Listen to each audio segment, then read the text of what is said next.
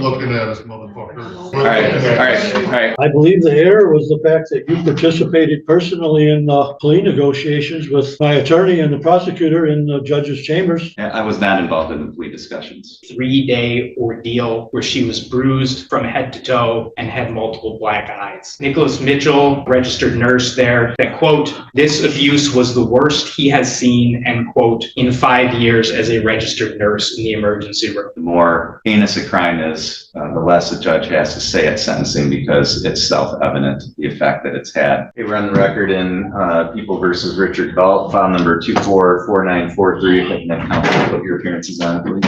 Your Honor, Ryan Ziegler on behalf of the people. The yellow Raviger Murthy on behalf of Mr. Galt, who's just seated to my left. This is the date and time set for sentencing hearing. The record should reflect Mr. Galt's present here in the courtroom today. Mr. Galt, have you had a chance to go through the pre-sentence report and talk to Mr. Germerke about that? Yes, sir. Okay. Your Honor, I want to withdraw my plea. Okay. What's your basis for that? Well, Your Honor, the 14th Amendment of the United States Constitution provides no person shall be deprived of life, liberty, limb, or property without due process of law. Okay. Now, I'm sure, Your Honor, that you're familiar with the great liberality standard. The United States Supreme Court in People versus Benchek, 360 Michigan 430104 NW2D 191. The Supreme Court in Benchek Supra, page 432, stated, generally, it is considered that there is no absolute right to withdrawal of a plea. But this court's decision suggests that the trial judge's discretion be exercised with great liberality when the motion is made prior to sentence or commencement of trial. I have a motion here with me today, Your Honor. The same great liberality standard is to be applied when the request is to withdraw a plea of guilty or no contender plea.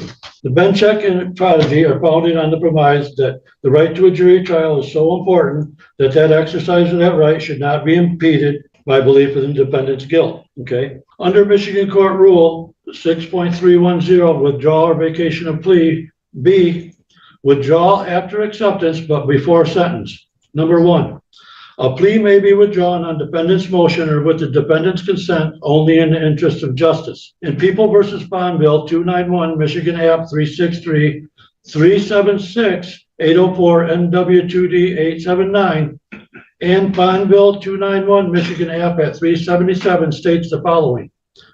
A motion to withdraw a plea before sentencing should only be granted if the defendant is able to show that withdrawal of the plea is in the interest of justice, meaning the defendant has to articulate a fair and just reason for withdrawing the plea.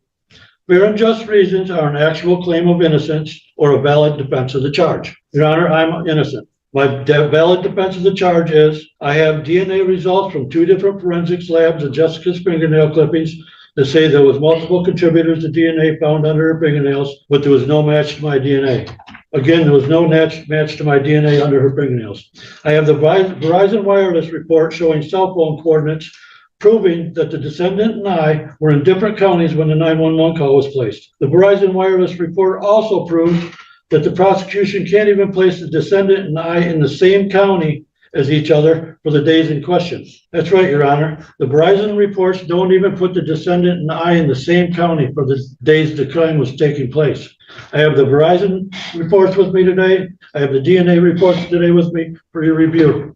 I have medical reports with me today, okay? Mr. Galt, we had a trial. We had jurors. We were ready to go, right? I asked for a continuance to hire my own attorney, Your Honor, and you denied me a continuance. Right. So we were ready to go to a trial. We had jurors here ready to hear your evidence that you have here with you today. Your Honor. You waived your right to that and you entered a plea on that day. So why should I now allow you to withdraw that plea? Well, Your Honor, for several reasons, okay? I filed 4 motions for substitutes of attorney that were denied. Mr. Guramuthi filed a motion and terminated his attorney-client relationship. I know all of that. 2 months before trial. That's not a reason for me to allow you to withdraw your plea. You knew all of that at the time you entered your plea. A legitimate claim of innocence and a legitimate defense to the crime is reasons to allow me to withdraw my plea. It's also reasons for you to go to the trial that we had ready and set with jurors here ready to go that morning. With an attorney that terminated his relationship with me and we didn't prepare for trial, Your Honor. You had plenty of opportunity. I'm not going to argue with you. You waived your right to that jury trial and your right to present all of that evidence that morning on the record, right? I explained all your rights that morning, didn't I? Can I finish reading this? Didn't I explain all your rights that morning? Yes. Yeah. And you said you understood them? I've Right. never signed an advice of rights form in relation to. You stated on the record that you understood your rights, did you not? Your Honor, I never signed an advice of rights That's form not in my relation question. to this case. That's not my question. My question is, you stated for the record that you understood all your rights, didn't you? Your Honor, I have with me Okay. today medical reports that shows that Jessica died from internal bleeding due to cirrhosis of the liver. I have the medical reports right here with me, Okay. for the family.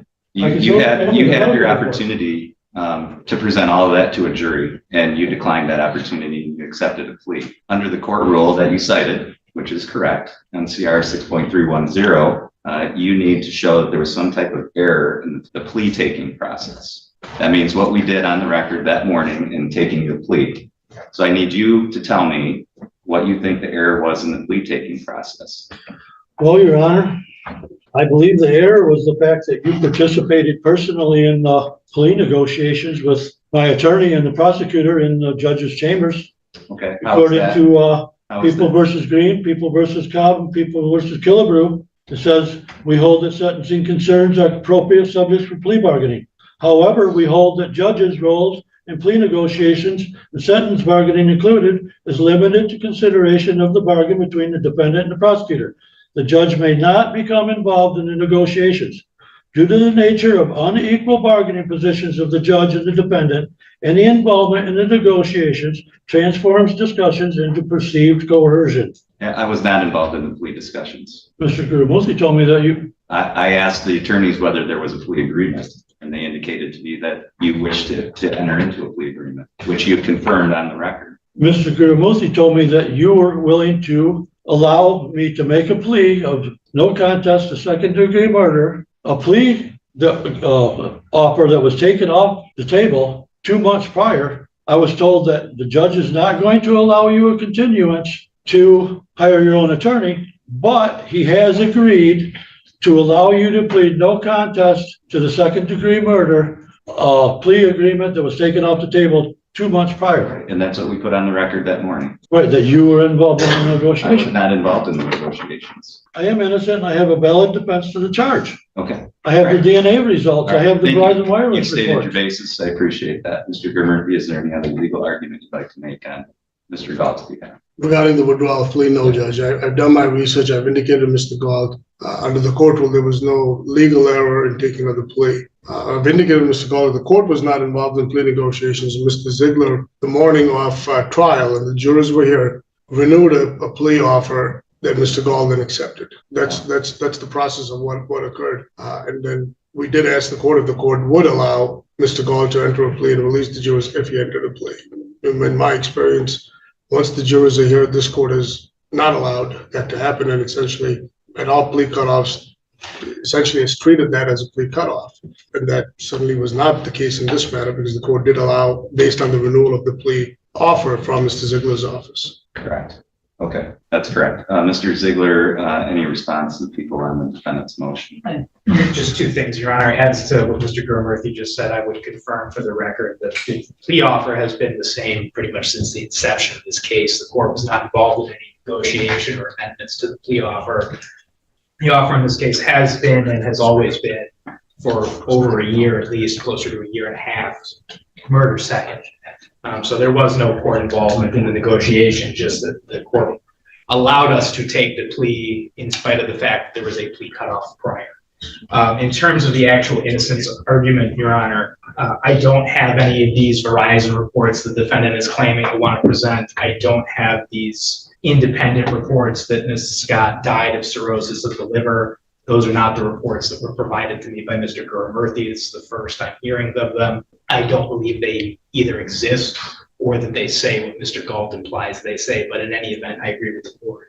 If he wanted to present that evidence, we had a trial date ready to go. He understood that. He chose to plea. There's no palpable error in the plea taking process. There's no interest of justice that would allow the withdrawal.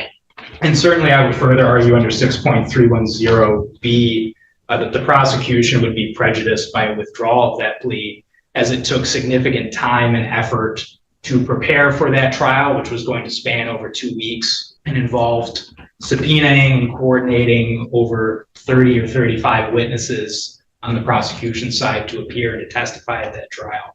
Certainly allowing the defendant to withdraw the plea at this stage based on what the defendant has argued would create some prejudice to the people's side. So for those reasons, Your Honor, we'd ask the court deny the defendant's motion. And Judge, I should make the record just clear that the only reports that I have, and I don't know what report Mr. Galt is indicating he has independent of what we have, is the defense's expert. If that's the report, then Mr. Ziegler has that report. I have the Well, medical. look, I'm not getting into evidentiary issues here today. This is way outside the scope of what the court would consider on a motion to withdraw a plea. So I appreciate your position, Mr. Murphy. I'm not going to go further down this road because I view it as a waste of time at this state. I'm not going to allow Mr. Galt to continue to waste the court and everybody else's time with arguments that aren't relevant. Nothing has occurred in the interim which convinces the court that he is actually innocent or that it would be otherwise in the interest of justice to allow him to withdraw the plea.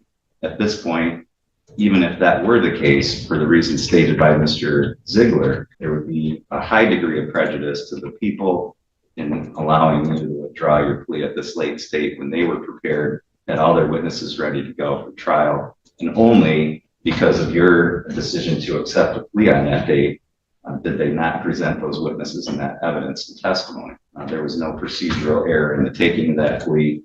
I'm convinced, Mr. Galt, that you were fully aware of what you were doing on that morning, that you were voluntarily and knowingly entering into that plea. I view your motion here today as a continuation of the strategy that you've employed throughout this case, which is to simply try to prolong things, to backtrack, to do everything that you can to prevent a final resolution in this case. And I view this motion as having really no merit and just another attempt on your part, just as demanding to go to trial, getting everybody prepared for trial, and then on the morning of trial deciding you want to enter a plea, now reversing your course on that. So for those reasons, your motion is denied. The court is going to proceed with sentencing. Mr. Murphy, are there any additions, deletions, or corrections to the pre-sentence report? Can I just put one more thing No, on you record? cannot. I'm sorry, I'm done. I need to establish a record, John. I'm sorry, I'm not going to allow you to do that. I've allowed you to state what you're going to state today. We're proceeding with the sentencing hearing. If you're going to continue to interrupt me during the process of this proceeding, they may have you removed and you can watch it on video. If you want to remain in the Due to courtroom, my current you remain medications quiet. I'm on, I'm unable to make a spur of the moment logical decision first thing in the morning due to my medications. And I think it's in the interest of I'm sorry. justice I'm for the sorry. family to be able to see the I'm medical sorry. reports and the DNA results. Sorry, and the we're not private doing reports. any of that today. We're proceeding with sentencing today. I'm going to give you one more opportunity to cooperate with the proceedings. If you don't, again, I'll make a decision about whether you need to be removed or not. Quit looking at us, motherfucker. All right. Let's take a break. Let's remove Mr. Dalton from the courtroom for a minute. I did receive one victim impact statement, so I did review that statement. I know we do have some victims that are present today by Zoom video. Do you know whether any or who would like to make statements today? Your Honor, I believe Jennifer Yeomans wishes to address the court, and given the setup of the court and the camera over there, I would just ask the court's permission that she do it from the gallery. Okay. Jennifer, can you raise your hand, please? Okay. You can make your statement right from there if you'd like. And can you just state your full name for the court? My name's Jennifer Yeomans. I'm Jessica's sister. I guess I was lucky because Jessica would run to my house a lot when they got into their fights to relax. I think that dragging us out is just putting us through hell. You know what you did. They couldn't get one organ to stop bleeding. I would ask that just be sentenced, and I don't want him to ever hurt another person's life. I just don't know how he can sit there and say that he didn't do anything. Thank you. Any other victims, Mr. Ziegler, that would like to address the court? I don't believe so, Your Honor. All right. Anything that you would like to say on behalf of the people for allocation? Yes, Your Honor. Your Honor, this case has been pending for over a year and a half. I've poured countless hours into the investigation, the preliminary exam, the negotiations, the trial preparations. I've learned more about internal hemorrhaging and triage procedures than I ever cared to know before. and I will forever have the images from Jessica's autopsy burned into my brain. This has been one of the most violent, traumatic, and callous assault cases that I have dealt with in 8 years as a prosecuting attorney. There is so much to talk about regarding this case, Your Honor, and there's simply not enough time to condense a 2-week trial into a 10-minute elocution.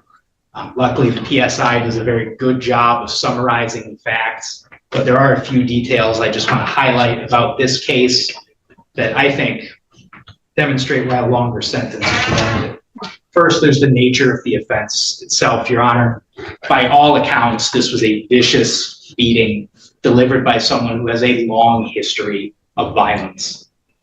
Jessica's own statements, preserved in text, and her final coherent words to emergency medical personnel described it as a 3-day ordeal where she was bruised from head to toe and had multiple black eyes.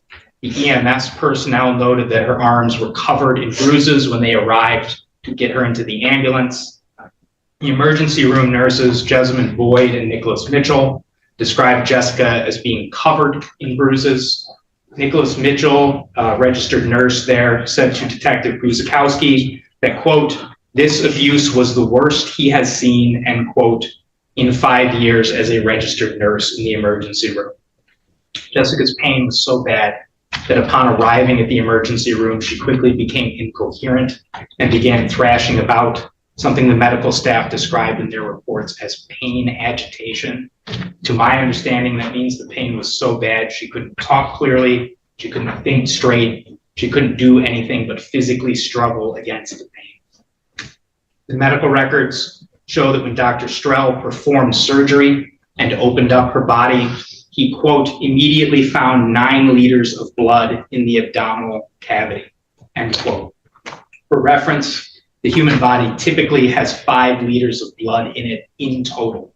They pumped so much blood into her that night, again, quoting Dr. Strell's report, quote, "We had exhausted all our blood product resources," end quote. They pumped every drop of blood that they had available at Munson into her to try and keep her alive. Her injuries were so severe it was not enough. The autopsy report showed multiple lacerations of the spleen, multiple recent bruises, and signs of strangulation. Probably the only positive thing I will say about the defendant today is that his plea spared the family from having to see these photographs displayed on the big screen here in the courtroom. Suffice to say, they depict bruising all over Jessica's body, to say nothing of the internal injuries. The guidelines can barely account for the significance of the trauma the victim suffered in this case. The second factor I want to address for the court is the defendant's reaction to hearing this news. The defendant didn't rush down to the hospital. He didn't call friends and family to get news. He doesn't go anywhere. He just goes into hiding. He tells multiple people he beat Jessica up, that he gave her a black eye, and he hit her in the ribs, etc. But he's adamant in his text messages that he did not kill her. When law enforcement detains his daughter, Sterling, she admits he's been hiding inside the residence with the door locked and that she's been taking supplies. She also admits the defendant told her he might have done it, that he hit Jessica in the ribs and it could have caused a puncture or internal bleeding. While the defendant is texting numerous friends telling them he didn't kill Jessica, a few of them mentioned to him that he has home security cameras and that those should help exonerate him, help him show that he didn't do any of this. However, when the police recovered... In this dramatic courtroom hearing, the defendant makes one final attempt to withdraw his guilty plea just before sentencing. He argues that his constitutional rights were violated and insists he has evidence proving his innocence, including DNA reports, medical records, and cell phone location data. Confidently citing legal cases and court rules, he claims the judge improperly participated in plea negotiations and asks for the opportunity to take his case to trial. The judge, however, remains calm and methodical. He reminds the defendant that a jury was already selected, a trial was ready to begin, and the defendant voluntarily chose to accept a plea instead. The court explains that simply claiming innocence is not enough. To withdraw a plea, the defendant must prove there was a legal error in the plea process, something the judge says never happened. As the hearing continues, the prosecutor paints a devastating picture of the crime. According to the evidence, the victim suffered days of horrific abuse before dying from catastrophic internal injuries. The prosecutor also describes the defendant as a serial domestic abuser with a long history of violence against multiple women, arguing that society must be protected from someone with such a dangerous pattern of behavior. When the victim's sister addresses the court, her emotional statement highlights the lasting pain the family has endured and their desire for justice after such a tragic loss. After reviewing the case, the judge firmly denies the motion to withdraw the plea, stating that it appears to be another attempt to delay justice rather than a legitimate legal challenge. The court then imposes the maximum guideline sentence, 37½ to 60 years in prison. The judge concludes that the severity of the crime, the defendant's history of violence, and the need to protect the public leave no other appropriate outcome. This hearing serves as a powerful reminder that courts carefully examine every legal argument, but when overwhelming evidence and a history of violence are present, accountability ultimately prevails.